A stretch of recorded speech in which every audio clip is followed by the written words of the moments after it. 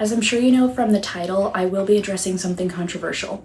Feel free to discuss respectfully in the comments.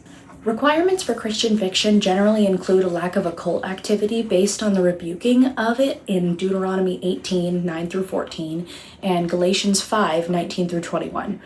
But the Bible doesn't avoid talking about it. It addresses it outright.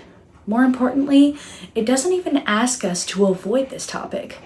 So why do we? I want to explore that question today. The most common reasoning for leaving the occult out of Christian fiction is that talking about witchcraft will give people ideas, or that it will somehow glorify the issue by taking a look at it.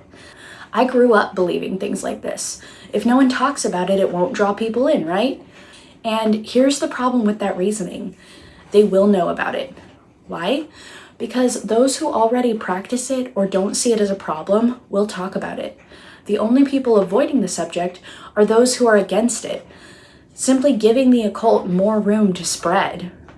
And while I do hope that people who disagree with me read the book, I'm not expecting it. I'm writing for an audience that is Christian, but still wants to know what they're dealing with. This world is dark, and writing a fantasy book with an easy world to be moral in would be irresponsible. How are we meant to raise our shields against the fiery darts of the enemy if we don't know what they look like? We can't fight our flesh if we're blind.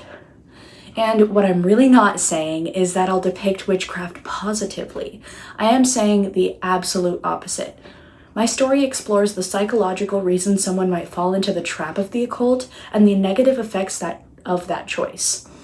My book deals with a variety of sins, but all of them stem from idolatry, the worship of something other than God. My main character's specific flavor of idolatry is vanity, taught to him by his parents and the culture around him. A part of that culture is the acceptance of occult aid to enhance their features. This echoes a real-life societal issue.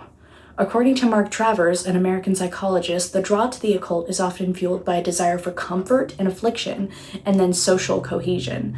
Dr. Patricia Farrell, another psychologist, argues that witchcraft offers a space for people to feel empowered. Practitioners frequently feel more in control of their lives and fates after engaging in rituals, spells, and practices. The idea of casting spells or manifesting intentions can also help one believe that they have the power to improve their circumstances. Unfortunately, I know multiple Christians who follow practices of the occult. If the dangers of this issue and the way that you can fall into it aren't addressed in our circles and our media, what are we doing to address it? Nothing. And I refuse to do nothing. My debut novel will address the very real occult activities rampant in its society in an attempt to bring attention to the brokenness of that system. It will not shy away from darkness, but bring it to the light, as we are called to do in Ephesians 5:11. Take no part in the unfruitful works of darkness, but instead expose them.